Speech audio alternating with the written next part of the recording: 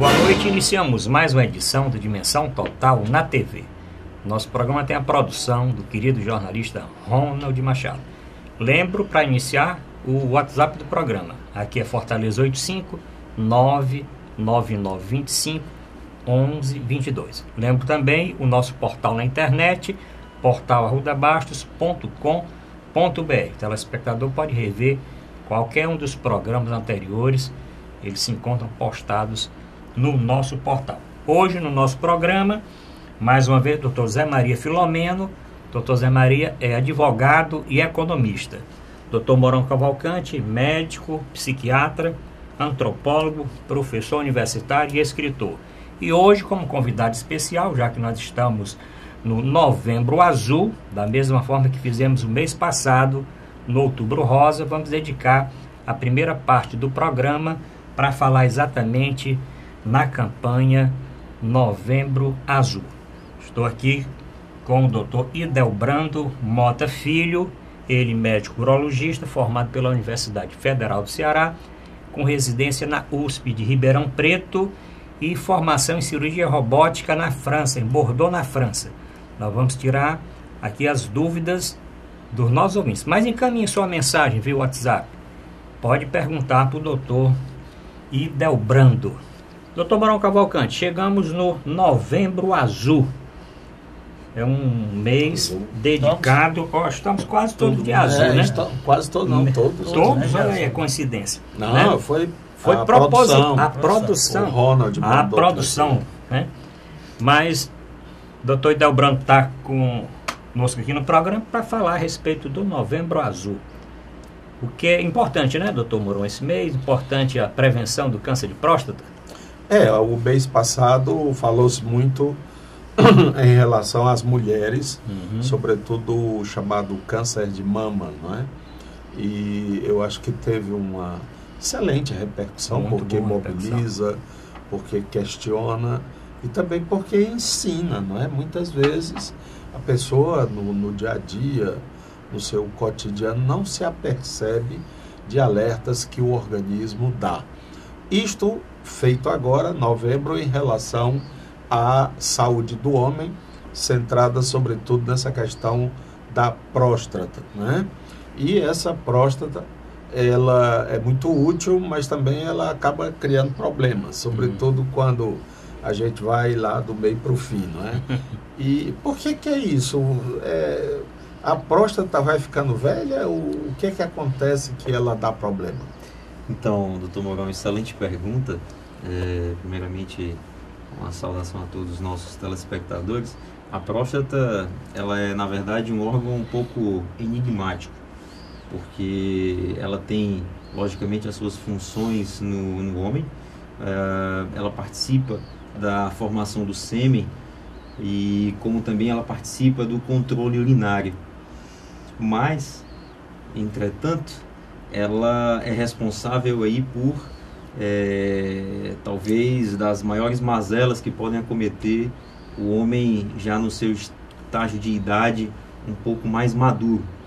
Então, ela cresce, ela pode vir a desenvolver doenças neoplásicas. Então, da mesma maneira que ela tem um papel fundamental na qualidade de vida, na vida sexual, na questão urinária, ela também pode trazer aí alguma dificuldade para o homem maduro. Doutor Zé Maria, importante, né? Vamos discutir nesse primeiro bloco do programa o Novembro Azul. Doutor Idelbrando está conosco aqui. Vamos explorá-lo. É uma ótima iniciativa do programa, né? Dedicar esse espaço para destacar essa campanha do Novembro Azul, que seguiu o mesmo caminho do Outubro Rosa, que é uma campanha já tradicional mundial de prevenção ao câncer de mama, e o Novembro Azul é a vez dos homens, né, se conscientizarem da necessidade de prevenção, né, principalmente o Novembro Azul é mais focado na questão da próstata, que é uma doença própria do sexo masculino, mas que o doutor Idelbrando vai poder explanar bem. Ela tem um índice de cura de 90% se for é diagnosticada com antecedência, né, precocemente. Então, para isso, os exames, tanto o PSA como o exame de toque retal são fundamentais. E esse movimento aí de Novembro Azul, né, é uma iniciativa importantíssima, né, para conscientizar os homens da necessidade imperiosa de se fazer a prevenção. E não só em relação ao câncer de próstata, né? Prevenção da sua saúde no modo geral, né? Questões, problemas cardiovasculares, né? Pressão alta, diabetes, né? O homem tem também que se precaver, fazer exames rotineiramente. E o papel das mulheres também é importante, né? Há um preconceito grande dos homens do exame de próstata, principalmente do toque retal, pelo constrangimento, pelo machismo, né? Isso, culturalmente, os homens têm essa dificuldade em fazer o exame. E o incentivo das mulheres, das esposas, das namoradas, das mães, das filhas, né? Também é importante se engajarem nesse movimento, né? Para conscientizar os homens da importância e da prevenção. Isso é uma coisa extremamente importante que o senhor está comentando, José Maria, que recentemente eu tive acesso a uma pesquisa de uma grande empresa da área da saúde aqui no nosso estado, e o diretor dessa empresa ele me confidenciou o seguinte, que em se tratando de saúde masculina, em se tratando de urologia, o principal cliente deles eram as mulheres. Ou seja, quem marcava as consultas e quem levava o homem ao consultório do urologista era exatamente as suas esposas. Então eles chegaram à conclusão que o principal cliente deles era as mulheres, não era nem os homens. Quando a gente fala, porque infelizmente existe ainda se fala muito sobre preconceito e muita dificuldade do homem quebrar esses preconceitos. É por isso que a gente está aqui, para poder explicar e trazer essa mensagem. Então, uma pergunta que chegou aqui no nosso programa. Tem muitos homens, como o Dr. Zé Maria falou, que não gostam, não querem, acham que podem ter algum problema fazendo o toque retal. E para o senhor fazer uma distinção aqui entre aqueles que só querem fazer o exame de PSA e a necessidade de se fazer também o exame de toque retal. Queria que o senhor explicasse aqui para os nossos telespectadores a importância dos dois exames. Muito bem. O PSA, ele, na verdade, é um exame de sangue, algo extremamente simples, e ele trata-se de uma proteína de origem prostática, e que ela é específica da próstata. Ele foi descoberto e colocado na prática médica na década de 90, e ele mudou a perspectiva do câncer de próstata. O câncer de próstata, ele é antes do PSA, e ele é algo totalmente diferente depois da era do PSA. O que o PSA nos proporcionou? Nos proporcionou diagnosticar o câncer de próstata precocemente. Por quê? Porque a maioria dos tumores de próstata eleva o PSA. Qual era a perspectiva que nós tínhamos antes do PSA? Nós diagnosticávamos os tumores de próstata num estadio extremamente avançado. Por volta da década de 90, 70% apenas dos tumores de próstata eram diagnosticados no seu estágio inicial. Na nossa era atual, cerca de 90% dos tumores têm a possibilidade de serem diagnosticados no seu estágio mais inicial. Isso é extremamente importante, por quê? Porque no estágio inicial é o momento que o urologista pode ajudar o paciente de uma maneira efetiva. Então, para gravar, o PSA, ele ajuda no diagnóstico precoce. Mas, como eu já comentei, existem tumores que não alteram o PSA. Daí a importância do Mourão do exame de toque retal.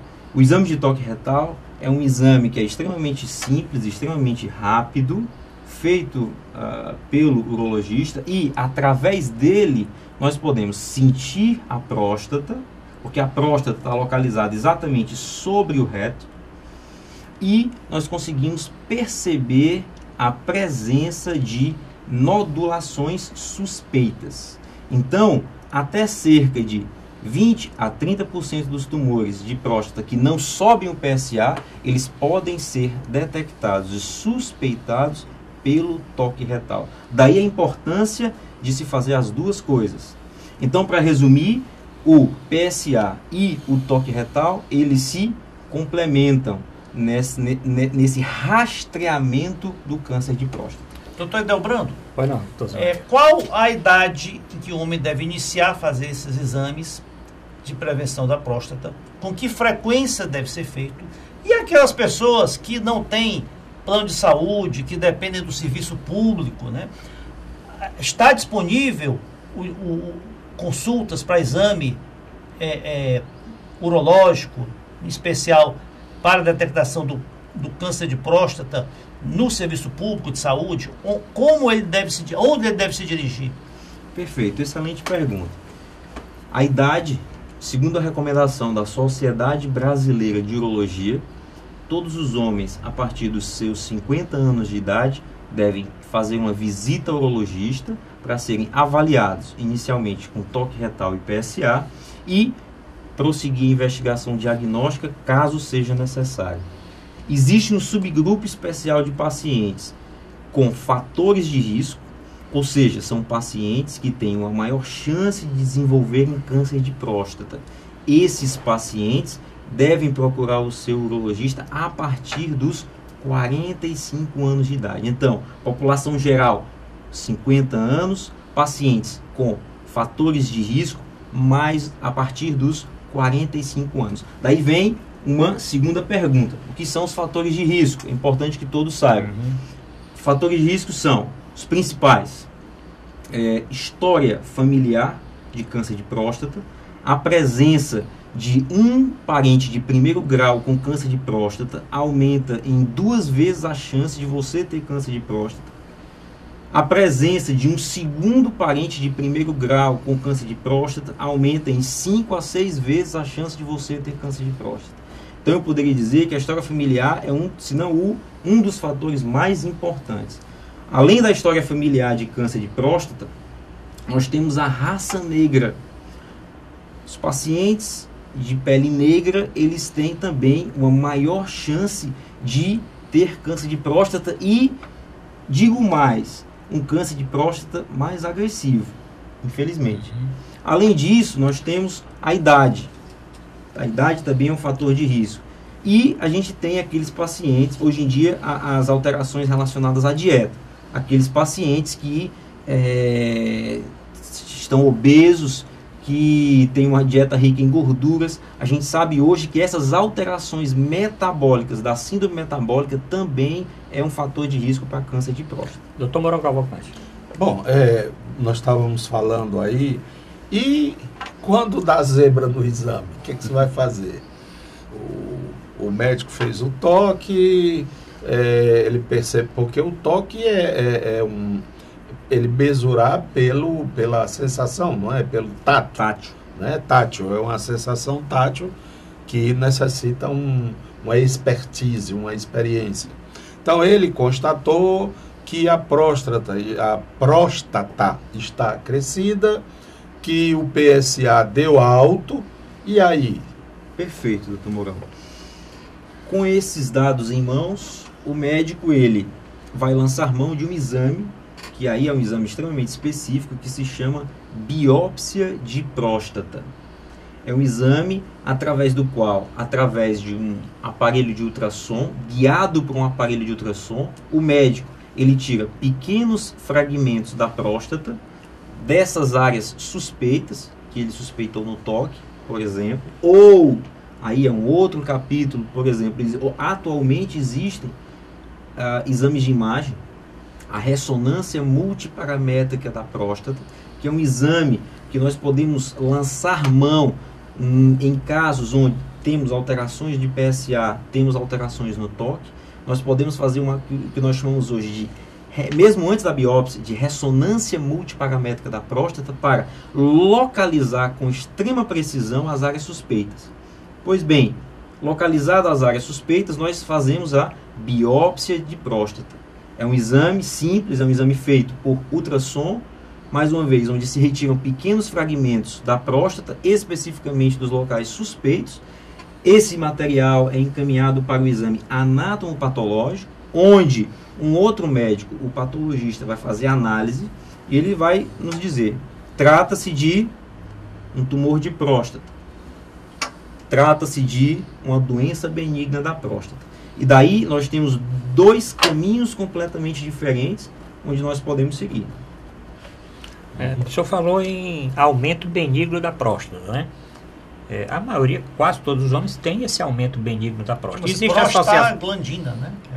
Chama-se hiperplasia prostática benigna. Pronto. Essa hiperplasia prostática benigna tem relação com câncer de próstata?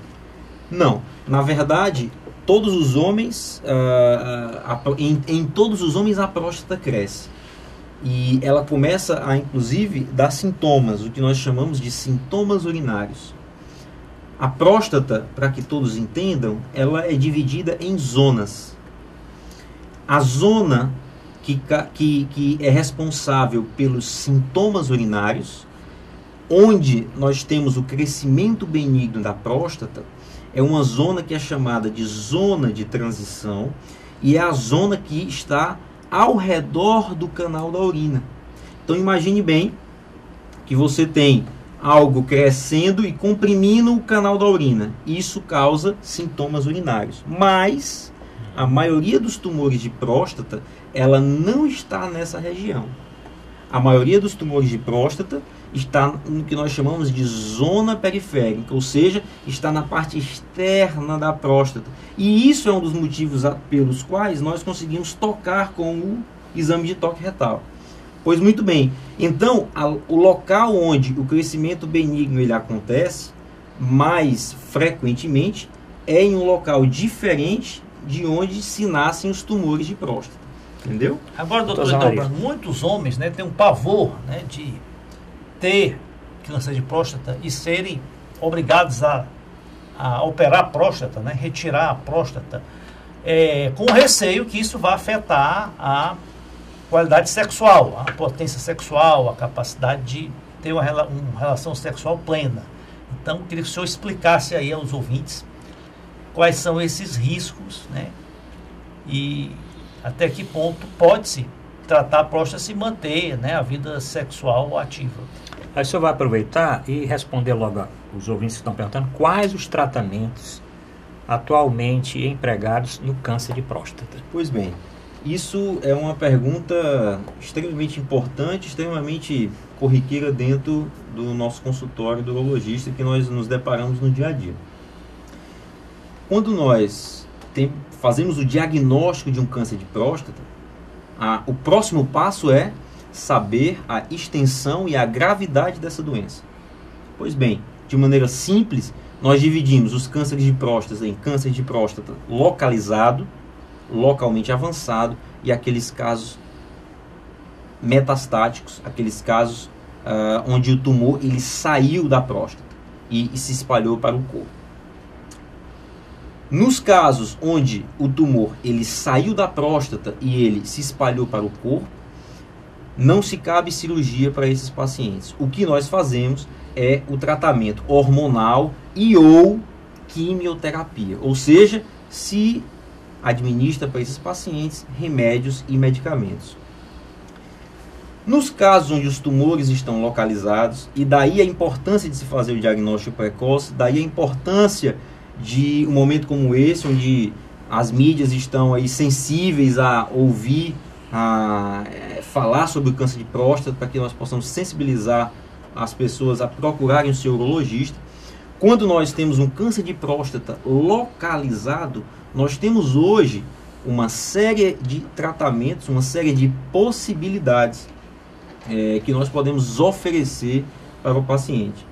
De um modo geral, um câncer de próstata localizado, ele sendo bem conduzido e bem tratado, nós podemos alcançar níveis de até 90% de chance de cura da doença.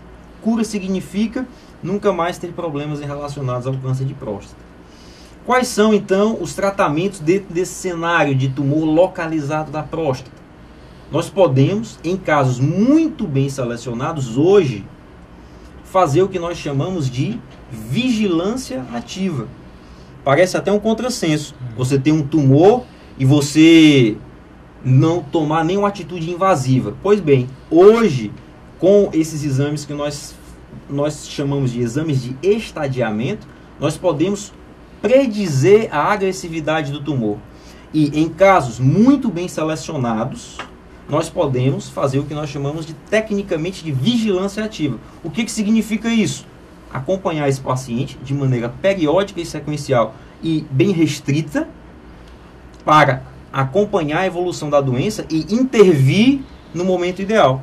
Porque com todos esses métodos de diagnóstico novos que nós temos hoje, nós conseguimos diagnosticar tumores muito, muito precoces. Pois bem, uma possibilidade é isso.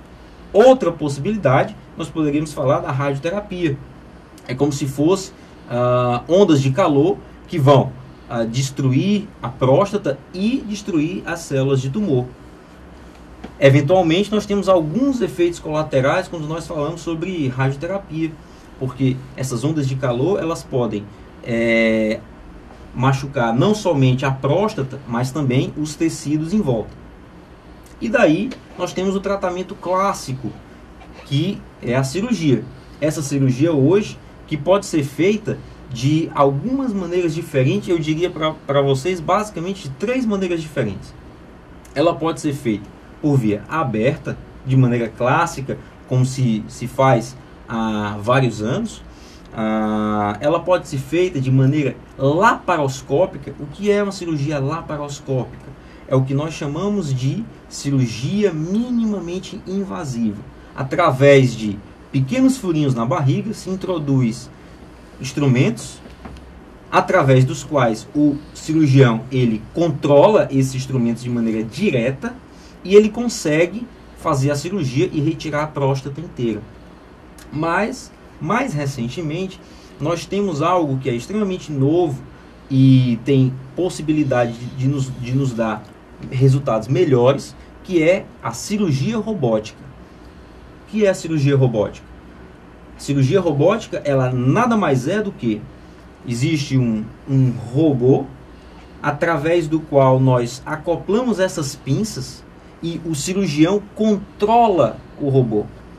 Então o cirurgião, ele passa a ter a possibilidade de movimentos mais precisos e mais delicados para fazer a cirurgia da próstata, preservando todas as estruturas que estão em volta da próstata. Por quê, doutor Zé Maria?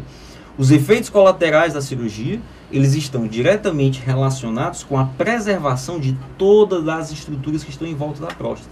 Porque a próstata, ela está localizada na pelve, em volta de uma série de músculos, de nervos, que todos esses músculos e nervos são responsáveis pela continência urinária e pela potência sexual.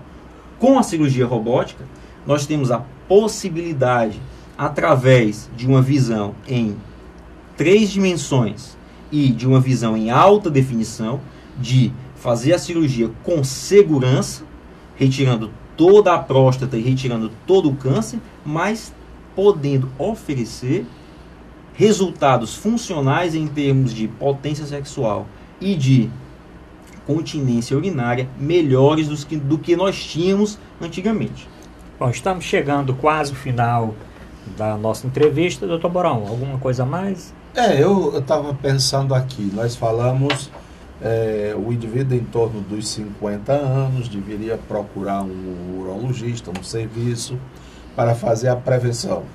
Mas aí ele diz assim, não, eu urino bem, eu não tenho problema, eu nunca tive, eu não tenho sangramento, eu urino normal, que mais?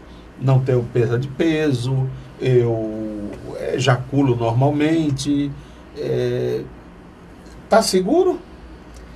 Esse, doutor Mourão, na verdade, ele é o grande problema do câncer de próstata.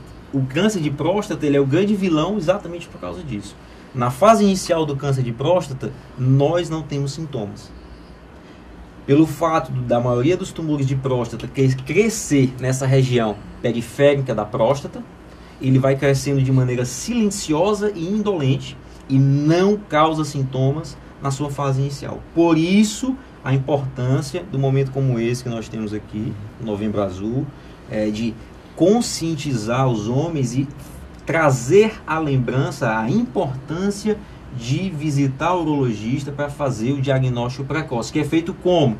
Através, inicialmente, do PSA e do toque retal, e daí todos os outros exames que Mas vêm na eu sou assalariado, eu não tenho plano de saúde, onde é que eu vou?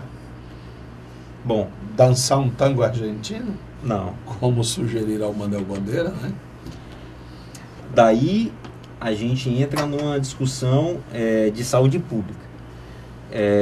Na nossa cidade nós temos um sistema único de saúde, e o sistema único de saúde ele deveria oferecer essa possibilidade para todos os homens de maneira indiscriminada. Eu vou só dizer, doutor Mourão, que as policlínicas regionais no interior estão fazendo essa prevenção de câncer de próstata. Eu falo no maciço de Baturité, do consórcio do maciço de Baturité, a Policlínica Regional disponibilizou 1.000 exames de PSA e 1.000 consultas com o urologista. Eu acho que ainda tem dificuldade, mas melhorou um pouquinho. Eu acho que nos últimos anos melhorou um pouquinho o acesso alguém aqui ao de urologista. Fortaleza tem Não, eu que ir estou lá dizendo, para que no interior. Aqui em Fortaleza existem alguns locais, alguns postos de saúde que têm consulta urológica e que realizam também o PSA. Mas o doutor Edelbrando vai voltar no final deste mês trazendo essa informação aonde o nosso telespectador pode procurar. Doutor Zé Maria, para terminarmos aqui essa nossa entrevista. Só mais um questionamento.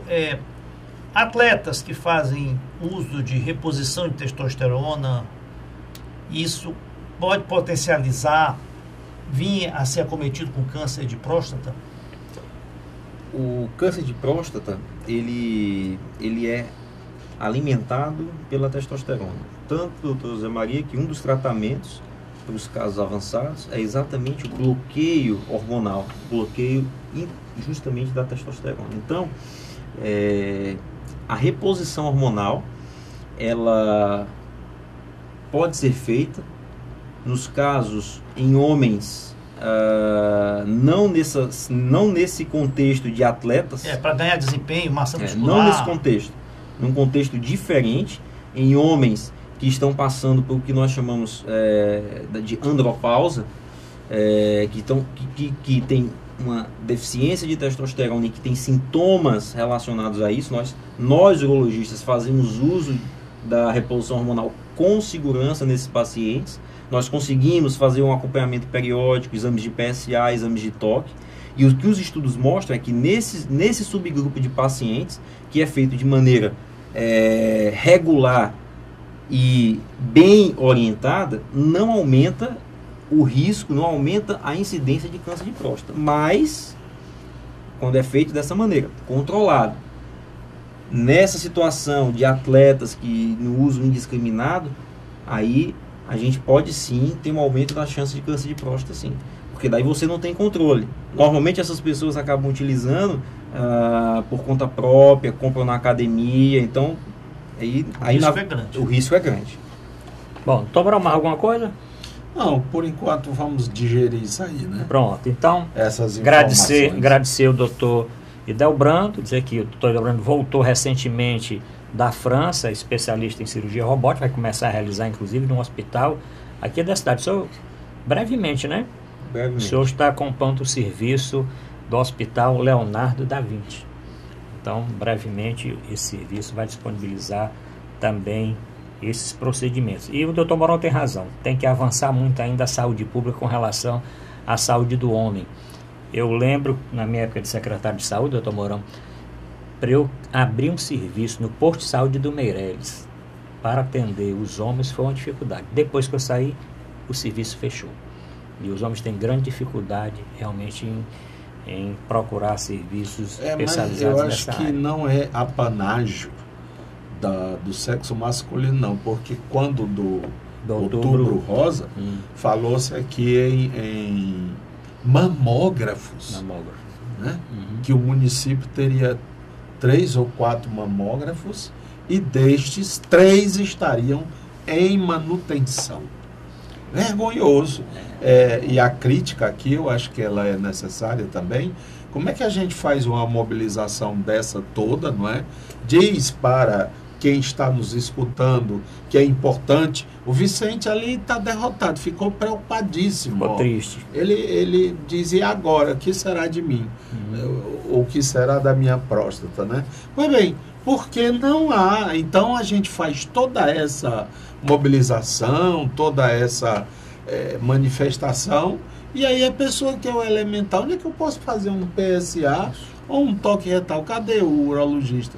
Não tem, não existe, está faltando. Estamos providenciando, vamos construir, sempre é evasiva. Mas a culpa, eu acho que é nossa, dos homens. Nós temos que demandar mais, nós temos que reclamar mais, nós temos que reivindicar mais, né? Doutor Hildebrando, você vai voltar no final do mês para participar novamente do nosso... Alguma coisa a mais você queira falar? Bom, eu gostaria só de agradecer ao Dr. Arruda que a oportunidade, o convite de poder falar um pouquinho sobre saúde do homem, falar um pouquinho sobre câncer de próstata e fazer um lembrete a todos os homens que nos assistem, dizer que deixar essa mensagem de deixar o preconceito de lado e valorizar a vida, buscar a sua saúde e saiba que o seu urologista pode lhe ajudar nisso daí. Bom, obrigado, doutor Hildebrando. Terminamos o primeiro bloco, voltamos já para nossos temas da semana e incorporando a bancada aqui o professor Djalma Pinto. Voltamos já.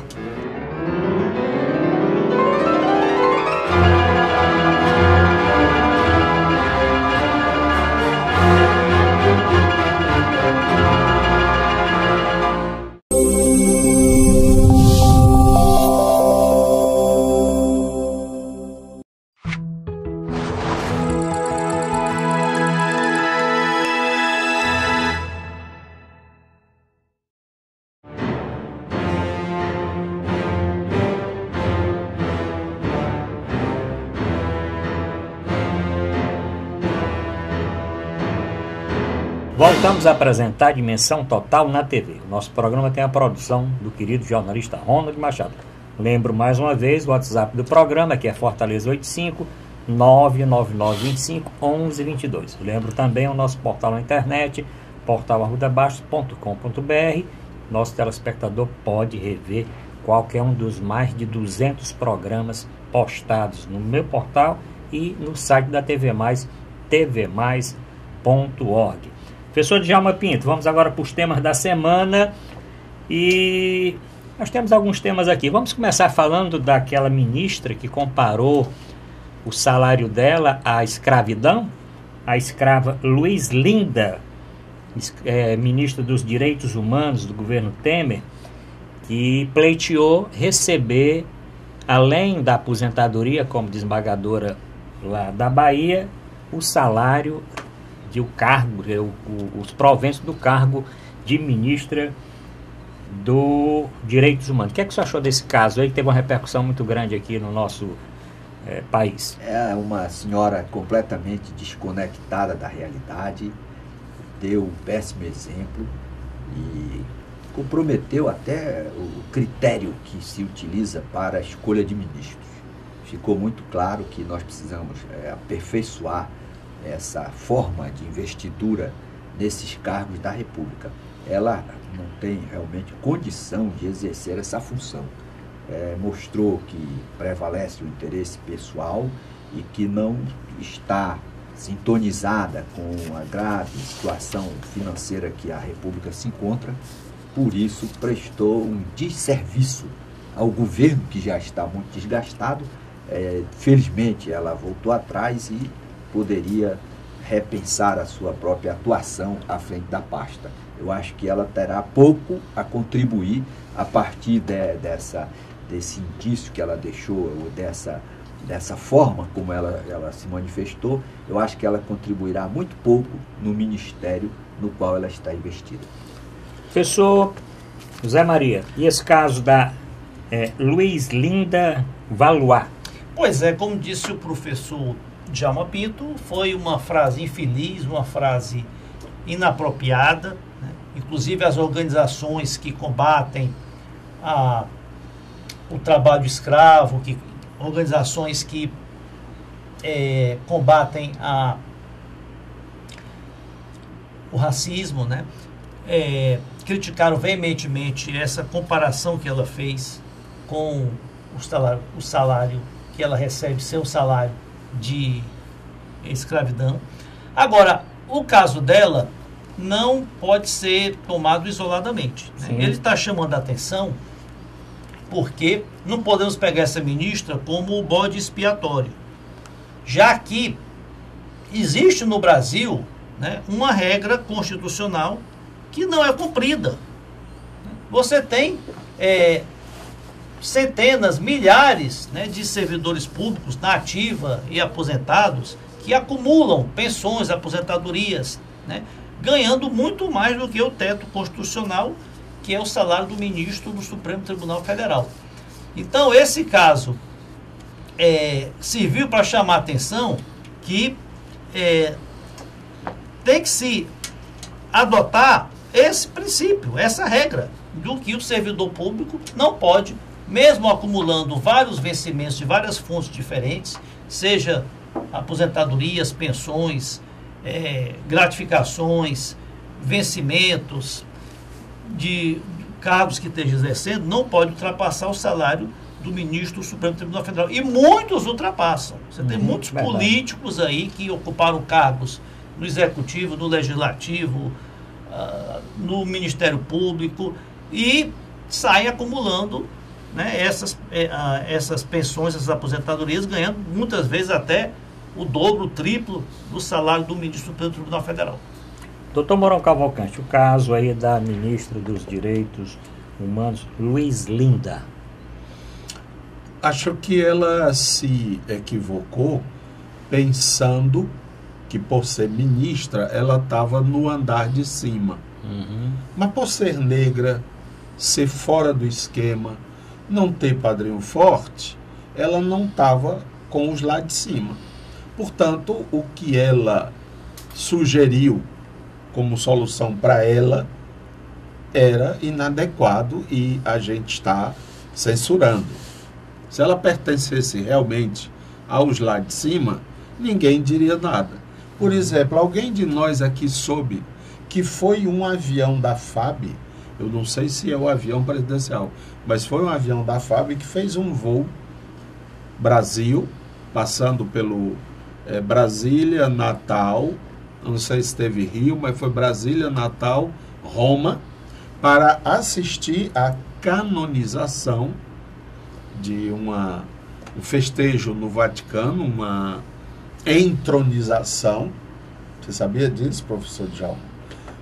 Um avião da FAB especial, com deputados, senadores, sobretudo gente do Rio Grande do Norte, de Brasília, do Rio, todos eles deputados, pessoal do andar de cima. E quem comandou essa embaixada foi o digníssimo, emerentíssimo senhor presidente da Câmara Federal, Rodrigo Maia. Rodrigo Maia. Conhecido como Botafogo. Botafogo, né? Ninguém falou nada, a imprensa não falou, porque esses são os homens de cima. O que é que queria essa criatura, como é linda? Luiz Linda. Luiz Linda. Valois. Ela queria o seguinte: eu sou desembargadora aposentada. E, portanto, eu percebo 33 mil reais como desembargadora aposentada. Me chamam agora para eu ir para Brasília para eu ser ministra. Se eu não fosse desembargadora, eu iria ganhar 32, 33 também. Mais ou menos 30 e pouco. Como eu tenho esse salário, porque eu fui desembargadora, eu me dediquei muito, me esforcei muito, suei muito, corri muito atrás de boi brabo e tal, eu não tenho direito a perceber o salário de... Então eu estou aqui presa, feito uma escrava. Eu estou falando a construção da lógica dela, tá entendendo? E, portanto, eu tenho direito que junte o que eu já tenho direito histórico com a função que eu estou exercendo aqui agora. Até porque uma foi no poder legislativo e a outra é no poder, no poder judiciário e agora no poder executivo. Onde está o meu erro em relação a isso? Foi o argumento dela.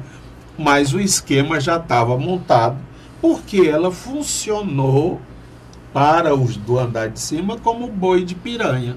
E aí ela está sendo espichada e eu, numa avaliação rápida política, acho que ela não tem, não reúne mais nem condições para ser ministra, muito menos dos direitos humanos e muito menos tendo dito essa história de escravatura. Mas a história é um pouco por aí, quer dizer, não é assim tão boba, tão idiota, tão direta como a imprensa quis vender ao país. Por isso que eu disse que não pode se colocar essa ministra como bode expiatório, como vilã nessa história, porque existem centenas, milhares de políticos, de servidores públicos, de magistrados, né, de policiais, né, que recebem muito mais do que o teto, que acumulam diversas pensões, que incorporaram gratificações, auxílios, benesses, né, vários penduricários, que foram, inclusive, chancelados pelo judiciário. Quer dizer, já são muitos casos que tratam de direito de coisa julgada que não pode ser revista. É por isso que deveríamos aproveitar esta ocasião para passar essa matéria limpo, não era? Seria tão bom que fosse para valer para todo mundo. O que acontece? A pessoa de Djalma vai passar já limpa essa matéria. Que essa matéria não está ainda consolidada, o entendimento não está totalmente consolidado pelo judiciário. Há uma emenda constitucional, acho que foi 41, que em 2003 acrescentou ao artigo 37 esse teto salarial, que seria do salário do presidente do ministro do Supremo Tribunal Federal e nos estados do presidente do salário de um desembargador. Agora, existem diversas interpretações, a justiça ainda não consolidou o entendimento se esse teto vale para um cargo só, para uma função, ou se ele vale para o acúmulo, né, para o somatório de várias funções de aposentadoria. Se ele inclui só os vencimentos brutos, né, ou se ele inclui também os chamados penduricários, né, as gratificações, os auxílios. O limite é puramente um valor, né? Não interessa de onde você receber aquele valor. Professor Djalma, para nós terminarmos esse assunto. Primeiro, se o dinheiro é pago pelo município, pelo Estado ou pela União, tem que se levar em consideração o seguinte: nenhum dinheiro cai do céu. Todo dinheiro sai do bolso de cada cidadão, de cada contribuinte. Por isso, seja quando gasta-se dinheiro com avião, com transporte de deputado ou senador para outro país, em viagem supérflua, quem está consumindo esse combustível deve pagá-lo. O cidadão brasileiro já está cansado de ter que pagar as contas para desperdiçar dinheiro, seja com excesso de remuneração para servidores que ultrapassam o teto, seja no desperdício de parlamentares, de quem quer que seja. O dinheiro da nação é curto e sai do bolso do cidadão que paga tributo e não tem o retorno pelos serviços que o Estado oferece. Bom, vamos mudar de assunto, vamos fazer o segundo bloco direto, aproveitando aqui a presença do professor Djalma Pinto. Agora, com relação ainda, para concluirmos o caso da ministra dos Direitos Humanos, né, doutor Mourão, ninguém é obrigado a aceitar um cargo, é só fazer as contas, né?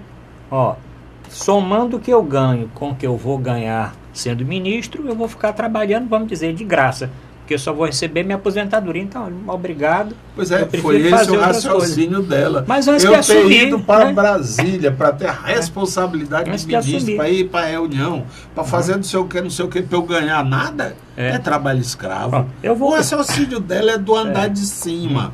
Só que ela não foi convidada, ela não tem aquela pulseirinha para subir, tá entendendo? Por quê? Porque ela é negra, professora universitária, ela não é amiga dos homens, né? No meu tempo, professor Djalma, de secretário aqui de Saúde do Estado, eu não recebia nada também não. Porque o meu teto já era o teto de médico da Polícia Militar. Aí. Então eu não tinha nenhum vencimento a mais, porque o que eu ganhava já estava no teto. Então você era o seu trabalho escravo sendo branco. Pronto. E tem mais. Também a sacanagem em sentido contrário, né? Eles não elevam, o governo não aceita elevar o salário dele, né? Assim, do governador, porque senão sobe todo mundo. Porque se subiu dele, em cascata, sobra os outros. Então é pífio, parece que é 14 ou na época era 14, deve estar mais, mas agora deve estar mais. Está entendendo, doutor Djalma, como é a perversidade? É como, mutatis mutandis, a situação do imposto de renda, que a tabela não é corrigida há 15, 20 anos. Vamos discutir esse assunto nos próximos programas. Segundo tema, vamos falar da redação do Enem, professor Djalma. Mas antes disso, da polêmica da nota 0, em que a ministra Carmen Lúcia não aceitou aquele argumento de derrubar uma medida do STF. Não, mas aquela medida da nota 0 a quem desrespeitasse os direitos humanos na redação. Ela não aceitou e os alunos fizeram a redação Desafios para a Formação Educacional dos Surdos, esse foi o tema da redação do Enem, sem correr o risco de desrespeitando os direitos humanos, tirar a nota 0. Agora, perderiam, se eu não estou enganado, 200 pontos, porque consta no edital, no item 14.9.4, que isso é possível de acontecer. 2 assuntos. O que é que o senhor achou do tema dessa redação e dessa polêmica da nota 0? Em primeiro lugar, esse tema aí eu acho que é inusitado, embora seja de inclusão, muito oportuno até para refletir esse problema da deficiência, mas é inusitado. Eu acho que talvez nenhum professor, ou raríssimos professores, tenham percebido ou atentado para a possibilidade de inclusão desse tema. Agora, por outro lado, também é muito difícil uma pessoa ainda ofender os direitos humanos numa redação com esse tema. Agora, de qualquer maneira, fica para a juventude, fica uma reflexão interessante sobre as necessidades ou as dificuldades que as pessoas têm quando não são distinguidas pela natureza com a plenitude dos seus sentidos para a vida. Professor Zé Maria, com relação a isso, só lembrando o seguinte, em 2015, 9.942 alunos tiraram nota 0 e o tema era violência contra a mulher. Nessa redação de violência contra a mulher, 9.942 alunos tiraram nota 0, porque desrespeitaram os direitos humanos neste tema. E agora, doutor Zé Maria? Achei certíssima a decisão da ministra Carmen Lúcia, né, em negar o recurso que o Ministério da Educação impetrou para que se mantivesse a possibilidade de nota 0 para quem desrespeitasse os direitos humanos. Não se está, tem que se distinguir as coisas. O aluno não está desrespeitando os direitos humanos na redação. Ele pode estar fazendo uma redação, né? Ele está manifestando a sua opinião. Ele não está exercitando uma agressão aos direitos humanos. E a Constituição, a Declaração Universal dos Direitos do Homem, né, pregam a liberdade de expressão como um bem intransponível, né? Se o aluno se manifestar na redação de forma que o julgador entenda ser contrário à sua convicção sobre direitos humanos, ele tem o direito, né, de dar 0 ao aluno? Acho que não, né?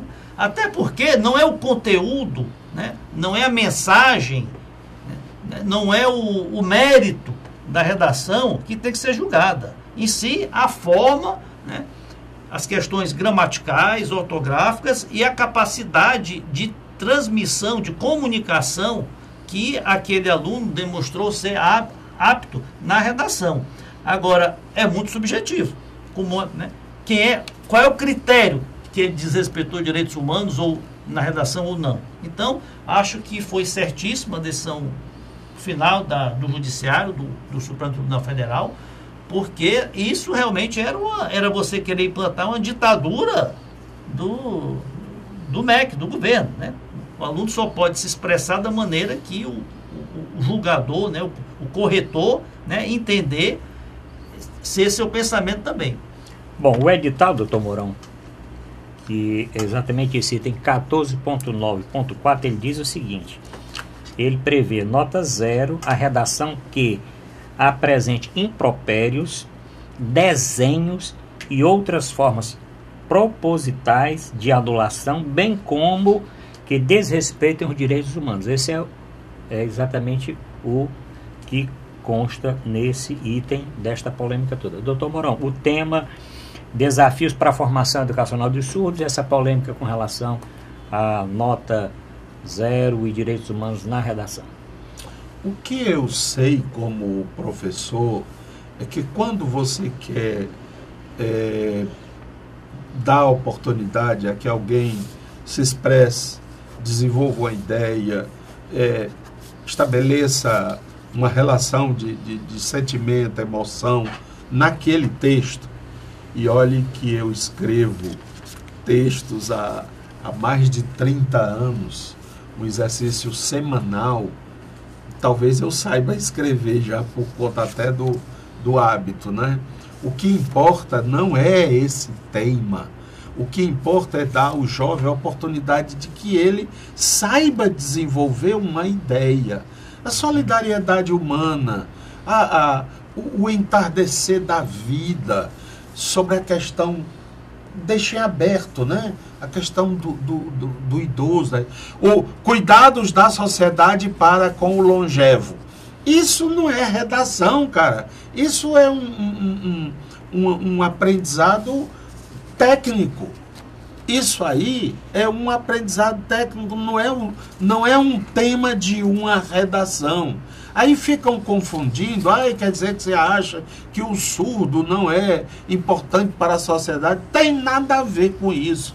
O Enem tem que ser um exame que permita que o aluno mostre a sua qualificação, a sua competência, a sua capacidade de desenvolver uma lógica, um sentimento, uma emoção, um tema, né? Todos somos irmãos. Tem as frases históricas aí, não é? Ordem e progresso, né? Independência ou morte. São temas mais permeabilizados na sociedade. Agora, que cuidados deve ter a sociedade para que os surdos não se sintam excluídos? Que bobagem, rapaz. Esses técnicos do MEC estão dando marcha ré no saber. Era um tema muito específico, né? Não era nem... Era a questão do aprendizado, né? Que cuidados deve ter para o aprendizado pedagógico que é dos isso? deficientes isso auditivos. Isso não é tema de redação, desculpe. E quanto a essa proibição, essa caça Sim. às bruxas, já está enchendo o saco esse negócio de politicamente correto. Qualquer coisa que eu vou dizer, eu tenho que pensar 3 vezes antes, né? Até de mandar alguém a merda. Você tem que pensar se não é um insulto às fezes de alguém, coisa desse tipo. Vamos acabar com isso. Se o cara é contra os direitos humanos e ele desenvolve esse texto de uma maneira bem coerente, bem compreensível, ele tem 10. Porque ele pode pensar diferente. Pensar diferente não significa que o cara é um criminoso, cuidado, perigo.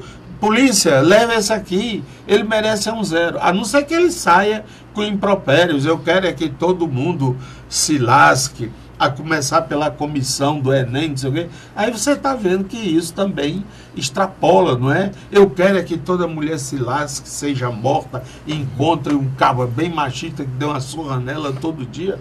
Aí não tem, tá entendendo? É uma coisa mórbida, não é uma redação. Por isso é que deve merecer o 0. Professor Djalma. Por outro lado, quando a própria comissão prevê nota 0 para o aluno que ofendeu os direitos humanos, ela está reconhecendo, com base no precedente, que a escola não foi muito feliz ou eficiente em conscientizar os alunos na necessidade do respeito à vida, à liberdade, à propriedade, que são os direitos básicos realmente de cada pessoa. Então, o que se percebe é um aumento exponencial da violência na nossa sociedade, inclusive de agressividade, de morte entre os jovens, por falha da família, falha da educação, falha, em última análise, da sociedade. Isso é reconhecido explicitamente quando se quer punir com nota 0 o aluno que não foi educado ou não foi motivado para respeitar os direitos humanos. Doutor Mourão Cavalcante, o senhor lembra daquela operação Paraná Papers? Agora tem uma outra operação, né? Paradise Papers, inclusive com 2 brasileiros e mais, né? Porque inclusive o homem mais rico do Brasil também está nessa operação. 13,4 milhões de documentos vazaram para um jornal alemão, e esse jornal alemão tem contatos em todo o mundo. Aqui é o site Poder 360. Esse site publicou todo esse material, quer dizer, vai publicar durante toda a semana. O senhor viu alguma coisa a respeito disso? A respeito do Blairo Maggi, ministro da Agricultura do governo Temer, e do ministro Meirelles? Não, ainda não tomei conhecimento realmente desse site, né? Mas eu acredito o seguinte: o Brasil está sendo passado a limpo. Todo mundo que tiver envolvimento com ilicitude deve ser chamado à responsabilidade. O que é que está havendo? Está havendo uma divergência entre as posições de Curitiba, que estão alcançando as decisões, alcançando os detentores do poder econômico. Os detentores do poder político, infelizmente, não estão sendo alcançados porque o Supremo Tribunal Federal não tem dado prioridade na apreciação desses processos. E muitos deles estão, inclusive, prescritos, ocorrendo prescrição em relação a crimes de deputados e senadores, ou seja, da classe política. O que a nação espera é que, para todos, seja aplicada a lei, independentemente do seu porte econômico ou do seu potencial político. Doutor Zé Maria, isso é um trabalho dos jornalistas investigativos do mundo, né? Inclusive pega até a Elizabeth II. Exatamente. Eu vi esse e outras autoridades, né? Mas pega ministro. Como? O que é? É investimento nas Ilhas Caimã e nas Bermudas. Aqueles offshores, aquele negócio todo. Eu vi essa notícia hoje no jornal, até no jornal. Está começando a sair essa Jornal matéria. do Meio-Dia, que a ministra, rainha da Inglaterra, rainha Elizabeth II, né, foi flagrada com investimentos em paraísos fiscais, né? O que lá para a Inglaterra, para a cultura, para o que se não chega a ser um crime, né? Mas é um afronto, né, à dignidade, né, da nobreza, porque no momento em que você manda recursos para fora do país, para paraísos fiscais, qual é a finalidade? São 2 finalidades. É esconder o dinheiro, é camuflar o dinheiro e é de não pagar impostos. A partir do momento que ela manda recursos para fora da Inglaterra, ela está prejudicando os cofres, né, públicos do seu país. Agora, em relação ao Brasil, foi realmente divulgado que Blairo Maggi, dentro desse vazamento aí, desses papers aí que esses jornalistas desvendaram, que o ministro Meirelles tem, não é pouco não, são centenas de milhões de dólares em paraísos fiscais, e ele inclusive já declarou, confirmou e disse que isso fazia parte do seu projeto de herança para os seus filhos, né, os seus inclusive herdeiros. O nome da fundação é interessante, Fundação Sabedoria. Ele criou uma fundação denominada Fundação Sabedoria. O ministro Meirelles, que inclusive está aí colocando aí as suas aventando aí a possibilidade de se candidatar a presidente da República, né, em 2018, ele foi também divulgado que ele recebeu mais de 180 milhões da JBS, né, que é a empresa, o grupo comandado pelos irmãos Wesley e Joesley Batista, que estão atrás das grades, pelos motivos que todos sabemos. E ele foi diretor, o presidente do conselho de administração do grupo muito tempo. Então, eu acho muito que não é bom para um político que pretende, né, se colocar o seu nome à disposição de disputar a presidência da República, né, ter recursos e paraísos fiscais e de origem aí tão duvidosa como as dele. Doutor Mourão Cavalcante, com relação a este vazamento internacional, então vazamento não acontece só no Brasil não, viu, professor Djalma? Isso é um vazamento internacional. O que acontece, Arruda, é que o dinheiro hoje não existe mais paraíso, sigilo bancário, né? O sigilo bancário praticamente acabou na Suíça, acabou em vários locais, né? Eu acho que por isso que quem foi esperto foi o baiano lá, que deixou dentro do apartamento. Sim, Gedel, né? Deixou lá os 52 milhões no apartamento, que aí, senão não tinha lugar no mundo lá que ele podia esconder. Mas, doutor Mourão? Olha, isso aí pode ser a ponta de um iceberg, né? Verdade. Geralmente a ponta é pequena, apenas quer dizer ali tem uma grande pedrona abaixo d'água, né? E na realidade o Henrique Meirelles nunca me cheirou bem. Como é que um alto executivo bancário do mundo, né? Do sistema financeiro e tal, ele vem aceitar essa boca quente. Nem a escravizaura queria, né? Nem a ministra queria. Nem a ministra queria, né? Dizem que ele ganha de aposentadoria do Bank of Boston, né? Sim. Um deles, né? Ou é Bank of America? Boston. Boston é Boston. Ele recebe algo em torno de 250 a 300 mil dólares por mês, que não é muito significativo como a aposentadoria dos Estados Unidos. Aí o cara vem se meter a ganhar 32 mil.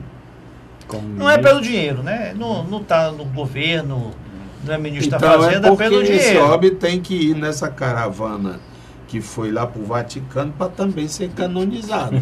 Ou então prestar meritosos serviços à sua santidade.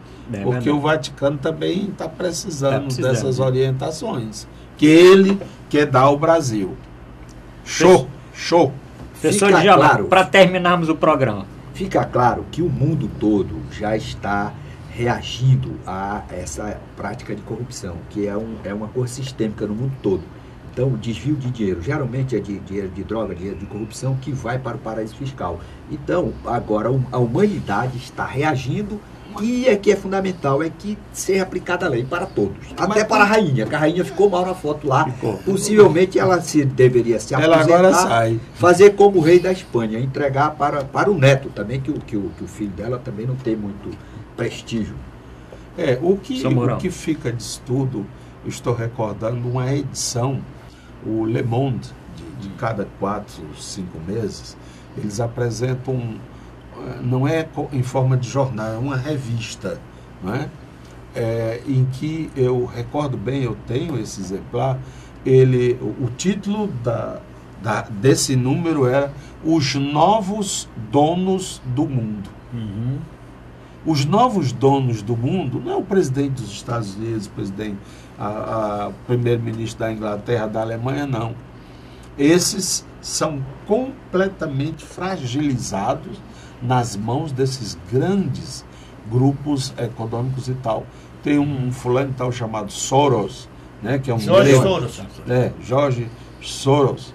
Esse derruba qualquer governo assim numa semana.